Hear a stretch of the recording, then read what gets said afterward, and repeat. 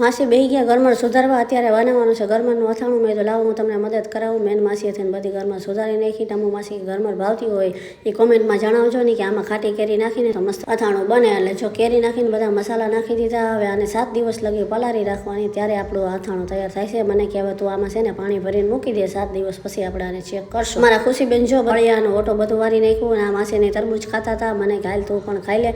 મારે તરબૂચ ખાવા ટાણે એક જ સમસ્યા ઊભી હોય, પહેલાં મારે બી કાઢવામાં વાર લાગી જાય. આ બધા તરબૂચ ખાઈને ઊભા થઈ ગયા ને હું છેલ્લે એક જ વૈધી તરબૂચ ખાવામાં કીધું કાંઈ વાંધો નહીં, હાલો હું પણ ખાઈ. માસી કે તમે બધા તરબૂચ ખાવ ને હું છે ને ફટાફટ કપડાં હંકેલી નાખું. બધા કપડાં હંકેલી નાખ્યા ને તો બાકી હાલો હવે વેફર તળી નાખી. વેફર ખાવાની મજા આવે. હવે વેફર બનાવી છે તો વેફર કે ખાવાની જોઈને ડુગાને કીધું તને કેટલી વેફર ભાવે? કે દીદી મને તો બહુ જ ભાવે, મને તો જેટલી દે ને મમ્મા એટલી હું વેફર ખાઈ જાઉં. બધાએ મસાલા નાખી દીધા. વેફર પણ જો ખાવાની બાકાજીકી ચાલુ થઈ ગઈ. ડુગાએ બાકાજીકી બોલાવી નાખી ને બાએ પણ હો વાગી ગયા 7. એટલે હવે હાલો જાવી રસોડામાં. બાને કીધું અત્યારે શું રસોઈ બનાવવાની છે? પહેલાં તો કે ગોવારની કાસળી તરી નાખું મસ્ત.